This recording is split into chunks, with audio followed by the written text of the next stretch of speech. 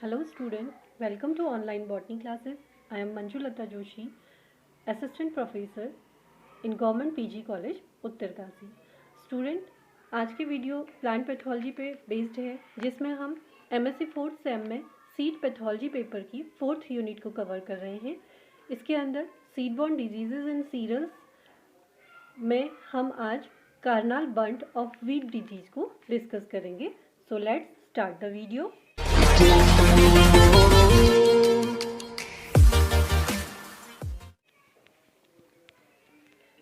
Wheat crop के अंदर disease का जो नेम है वो कर्नाल बंट है और इसका कॉजल ऑर्गेनिज्म है न्यूवोसिया इंडिका, जिसे कि फॉर्मली किस नाम से जाना जाता था? टिलिटिया इंडिका के नाम से जाना जाता था। Karnal bunt disease was first reported by Mitra in 1931 in India from Karnal Haryana. तो जो ये कर्नाल बंट डिजीज़ थी वो मित्रा नाम के एक साइंटिस्ट ने डिस्कवर किया था। इसको कहाँ से? हरियाणा में, करनाल डिस्ट्रिक्ट में। तो इस डिजीज़ का जो नाम है वो इसी कारण करनाल बंट डिजीज़ पड़ा है, क्योंकि ये क्या था? हरियाणा के करनाल डिस्ट्रिक्ट में इसको रिपोर्ट किया गया था। अगला इसका सिस्टमेटिक पोजीशन है, क्लासिफिकेशन, जो कि इम्पॉर्टेंट है। ये किसके अंदर आता है? यूमाइकोटा डिवीज़न में, बेसिडियोमाइकोटिना सब डिवीज़न के अंदर आता है। ये पहले वीडियो में भी हमने आपको बताया था कि जो स्मट डिजीज़ेज होती हैं, स्मट टाइप डिजीज़ेज होती हैं, वो बेसिडियोमाइकोटिना के अंदर स्टडी की जाती है, और जो रस्ट की डिजीज़ होती हैं वो यूरेरिनेल्स के अंदर डिस्कस की जाती हैं। तो इसका ऑर्डर अस्टिलाजिनेल्स है, फैमिली टीलिएसी है, और नेवोसिया इंडिका इसका नाम हो गया। तो पैथोजन है टिलिटिया इंडिका या नेवोसिया इंडिका। बर्न्ट स्पोर क्या होते हैं? रेटिकुलेट होते हैं और 22 से 49 माइक्रोमीटर इनका साइज होता है। ये सॉइल, एयर और सीड बॉर्न डिजीज़ है। क्लेमाइडोस्पोर्स इसमें पाए जाते हैं। इनका जो ऑप्टिमम टेम्परेचर है वो 18 से 22 डिग्री सेंटीग्रेड होता है, और RH जो होता है वो ग्रेटर देन 70% होता है। नेक्स्ट सिम्टम्स हैं। सिम्टम्स बहुत इंपॉर्टेंट हैं। डिजीज़ को आइडेंटिफाई करने के लिए हमें सिम्टम्स का नॉलेज होना बहुत ज़रूरी है। तो इसमें क्या सिम्टम्स देखे गए हैं? Symptoms of Karnal bunt more relatively related to grain of wheat crop. Wheat की जो क्रॉप में दानों में जो डिजीज़ होती है, तो ये दानों से पहचाना जाता है। Symptoms can be clearly seen at maturity time, it hard to diagnose at early stage. इसमें ये बहुत इंपॉर्टेंट चीज़ है कि जो इसकी डायग्नोसिस होती है वो अर्ली स्टेज में हम नहीं कर पाते हैं। इसकी जो डायग्नोसिस होती है वो कब होती है? मैच्योर टाइम में होती है, क्योंकि इसमें जो डिजीज़ के सिम्टम दिखाई देते हैं वो मैच्योरिटी पे दिखाई देते हैं। Initially infection seen partially in spikelet. जो इनिशियल इन्फेक्शन है वो कहाँ पे होगा? पार्शियली स्पाइकलेट पे देखने में आता है। At severity whole ear converted into black colour. जब डिजीज़ जो होगी वो सीवियरिटी पे होती है तो उसमें क्या होती है? जो होल एयर होता है वो क्या होगा? ब्लैक कलर में कन्वर्ट हो जाएगा। This black colour of ear is due to conversion of grain into teliospores. तो ये जो ब्लैक कलर का अपेयरेंस है वो ग्रेन के टीलियोस्पोर में कन्वर्ट हो जाने के कारण होता है। Mostly it form as partial development, sometimes can be seen complete development of disease. Black colour of grain and fishy smell is characteristic feature of this disease. तो फील्ड में जाकर हमें अगर डिजीज़ को आइडेंटिफाई करना है तो इसके लिए एक इसका मेन करेक्टरिस्टिक फीचर होता है कि फील्ड से क्या आती है? फिशी स्मेल आती है, और जो ग्रेन है वो ब्लैक कलर का दिखाई देता है। तो फिशी स्मेल इसका एक करेक्टरिस्टिक फीचर है। ये एक क्वेश्चन भी बन जाता है कि कौन सी डिजीज़ में फिशी स्मेल दिखाई देती है, आपको फील होती है, और ब्लैक कलर का ग्रेन दिखाई देता है। तो ये डिजीज़ कर्नाल बंट है। Black colour of grain is due to sorus converting with pericarp. जो ब्लैक कलर है दाने का वो किससे होता है? पेरिकार्प जो होगा सोरस का वो क्या हो जाता है? कन्वर्ट हो जाता है, तो उससे आपका ब्लैक कलर अपेयर होता है। This is the diagram of Karnal bunt of wheat. इसमें आपको पूरा का पूरा जो स्पाइकलेट है वो डिजीज्ड नहीं दिखाई देता है। इसमें कुछ ग्रेन जो होते हैं वो हेल्दी भी होते हैं और कुछ ग्रेन क्या हो जाते हैं? इन्फेक्टेड हो जाते हैं।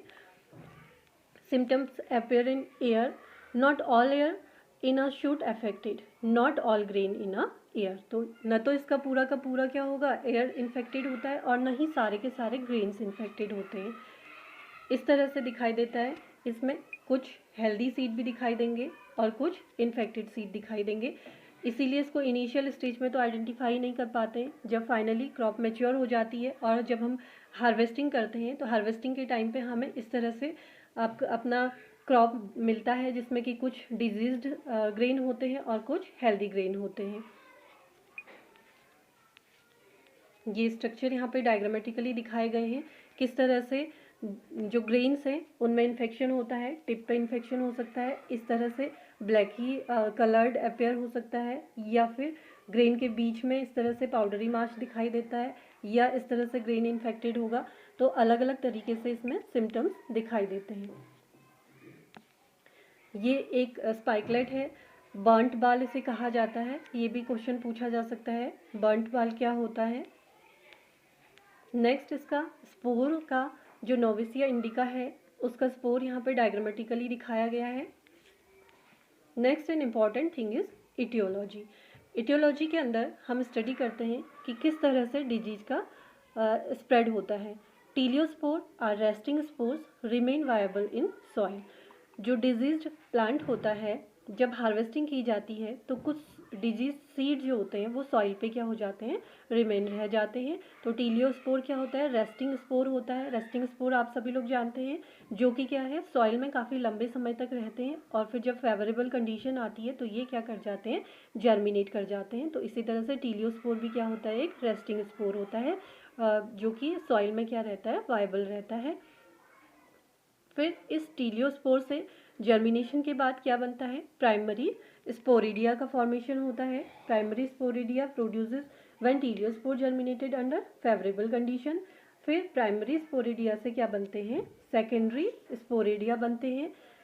इन सेकेंडरी स्पोरिडिया को एलेंटॉइड भी कहा जाता है। This is the most important question कि सेकेंड एलेंटॉइड किसे कहा जाता है, ये आप बताएंगे किस तरह से। कर्नाल बंट डिजीज़ में जो प्राइमरी स्पोरेडिया होता है उसके बाद वो सेकेंडरी स्पोरेडिया में कन्वर्ट होता है। इन्हीं सेकेंडरी स्पोरेडिया को क्या बोला जाता है, एलेंटॉइड बोला जाता है।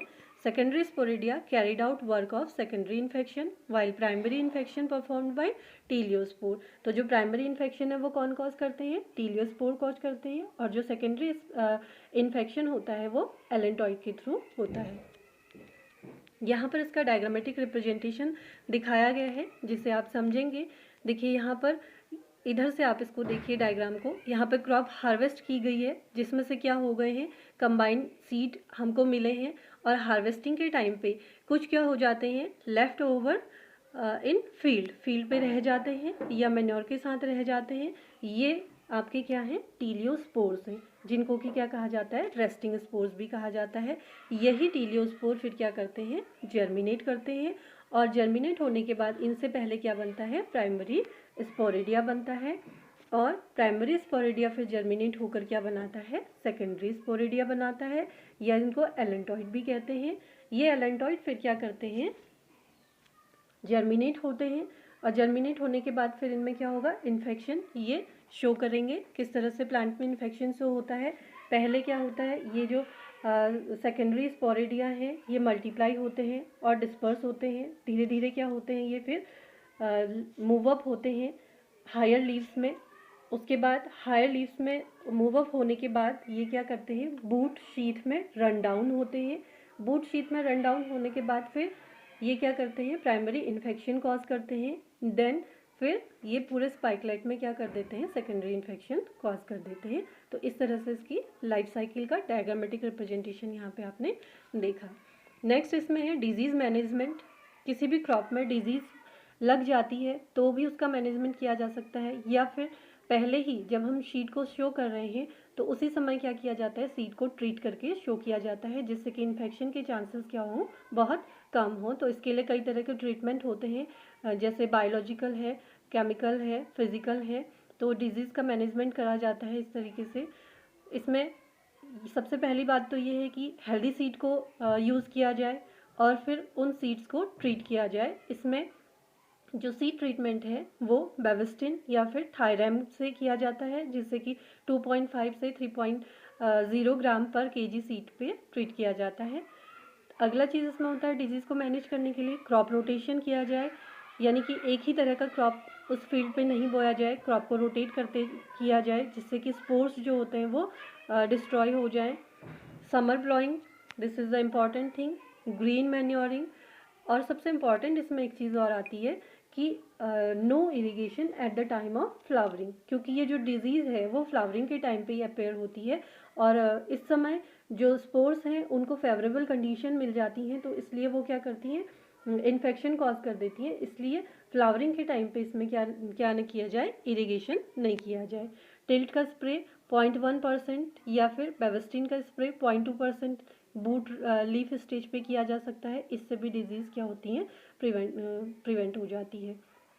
जो डिजीज़ टॉलरेंस वैरायटीज़ हैं इनको प्रेफरेंस दी जानी चाहिए। ये जैसे PBW 154 है, PBW 533 है, HD 2227 है, C 306 है, UP 368 है। इस तरह से कुछ वैरायटीज़ हैं जो कि क्या है, डिजीज़ टॉलरेंस वैरायटीज़ हैं। तो ये आज का वीडियो था जिसमें हमने कार्नाल बंट डिजीज़ ऑफ वीट के बारे में स्टडी किया था। इस डिजीज़ को कैंसर ऑफ वीट भी कहा जाता है, ये भी इम्पॉर्टेंट है। कभी कभी पूछा जा सकता है कि कैंसर ऑफ वीट कौन सी डिजीज़ को कहा जाता है। तो ये कार्नाल बंट ऑफ वीट डिजीज़ के बारे में था। इसमें कुछ क्वेश्चंस बन के आते हैं, जैसे कार्नाल बंट डिजीज़ को फर्स्टली किसके द्वारा रिपोर्ट किया गया था, ये मैंने लेक्चर में आपको बताया है, आप स्टडी कीजिए इसे। और दूसरा है कि किस डिजीज़ में फिशी स्मेल का फील होता है, तो ये कार्नाल बंट डिजीज़ है। तो ये आज का वीडियो इतना ही है। Thanks for watching.